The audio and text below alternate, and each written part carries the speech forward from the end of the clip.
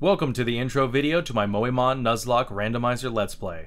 If that sounded like a mouthful, then that's why I'm doing this intro video. At the point of even writing this, I have already recorded my first session of this series and honestly believe my explanation of all three of those things hurt the video as a whole. So to save my embarrassment, I figured I would explain it all here so that the video itself can be left for the fun and enjoyment. I would usually just scrap the Let's Play at this point, but because this is my first Nuzlocke ever, I can't just do that and would rather just make the video and keep the LP going. Also, I'll be reading straight from my script here with no cutting unlike my previous review, so if I mumble a little bit or slur my lines, I do apologize.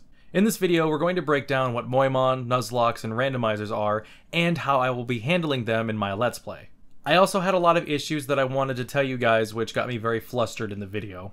Moemon is a patch to Fire Red, which changes the sprites of all the Pokemon to little girls. While that obviously sounds weird as fuck, especially considering how lolly is a thing in Japan, I can see why people like JonTron had the reaction they did to it. But to also defend the people who like this, Moemon is a hard to describe word in Japan that is debated to its actual meaning, but often relates to something that's cute but also makes you have a strong feeling towards it. I always interpreted that as the same feeling I get when I see a picture of a sugar glider. Oh my god, it's so fucking adorable.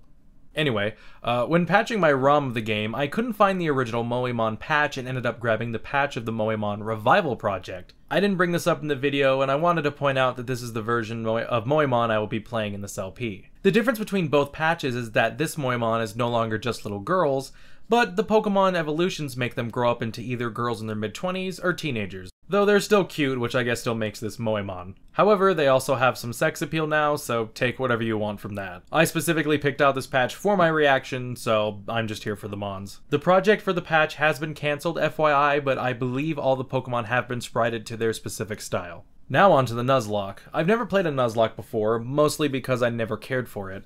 The point of the game is to challenge the player, give them a tighter bond with their Pokemon, and make trainers try out Pokemon they never would before. I don't care for the challenge mostly for the making you try out mons you would never use before, especially when I usually do get creative with my choices outside of Let's Plays, and usually just don't like the Pokemon after experimenting. However, after watching Iron Fury do a randomizer Nuzlocke of Crystal, which you should totally watch, I changed my opinion. Randomizers changed the name of the game, and I wanted to have that experience immediately, so I waited for my Twitch stream of Gen 6 to be over and planned on doing one of Leaf Green. That was until I realized things could get weird if you threw Moemon into the mix. So because I'm new to Nuzlockes, I won't be doing any crazy challenges, but to still state the rules, any Pokemon that faints is considered dead and will be released. The challenge doesn't start until I get my first Pokeball, so fainting is fainting until then. Only the first Pokemon encountered in each area will be caught, no second chances.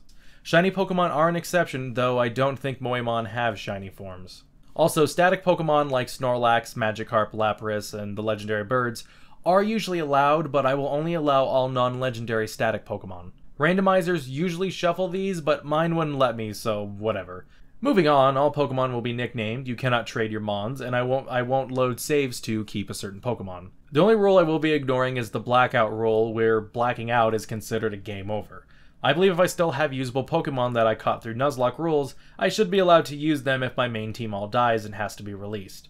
After that, the only extra rule I am using is the dupe clause, where if a Pokemon I already caught shows up as my first encounter in another area, then it doesn't count as my first encounter and will be my next Pokemon that shows up. However, if it's a mon I killed and didn't capture, then it does count. Also, evolutions count as the same mon, so if I were to catch a Poliwag, then a Poliwhirl later would be considered dupes. I may also let myself catch an HM Slave, but only if necessary. Using them will be strictly forbidden. Now the last part, the randomizer. This is one of the coolest things to do, and as I said, made me reconsider the whole Nuzlocke challenge. Randomizers can do everything from changing the location where a Pokemon shows up so you can get an Entei as a starter or find a Starmie outside of Pallet Town, to changing the moves, types, and stats of a Pokemon. I kept the randomizer pretty sane and also have screenshots of the settings I used.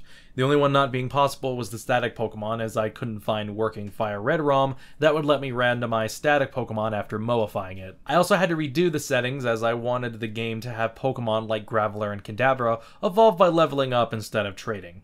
I'll let the settings speak for themselves, but stats, types, and evolutions will stay the same, but abilities will be randomized. Wonder Guard, Truant, and other bad abilities have been removed. Wild Pokemon and starter Pokemon have been randomized, but let the starters have 2 evolutions to view the whole Moemon thing properly at least once. The Pokemon move stats haven't been changed, but the moves Pokemon can learn have been randomized. though it will have a 90% chance to learn a move of the same type as it, 50% chance to learn normal type moves, and 25% chance to learn every other move. So a Golbat could learn Flamethrower or something similar. Most of the settings are self-explanatory after that. If a Pokemon can learn a move through level up, it will learn it by TM as well. Field items are randomized, and I gave myself the National Dex right away, which allows for some Pokemon to evolve in Fire Red early. I heard this can cause issues sometimes, but as long as we can beat the Elite Four round 1, then that's all I care about. And that's the intro, guys. I hope this helped explain what I'm doing in this LP and also gave people information and answered some questions on Moemon, Nuzlockes, and randomizers. I'm somewhat, if not completely new to all of these, so it may have been a bad idea to throw it all at myself at once, but that's what makes this LP a lot of fun. I'll also do my best to cut out my previous explanation in the first recording session of the LP to make it more enjoyable and have less bad information now. With that, I do hope you guys enjoyed the series, which should be uploaded later this same day. So get ready for the wild ride, folks. This is Moemon Nuzlocke Randomizer.